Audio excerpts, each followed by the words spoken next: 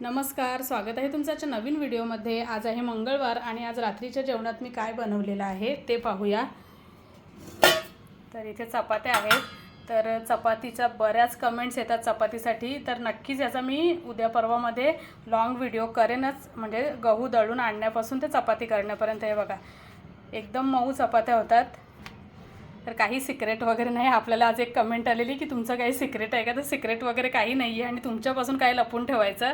तर लवकरच याचा मी व्हिडिओ करेन, म्हणजे गहू कसे मी करते, दळण कसं करते आणि चपात्या कशा करते त्याचा।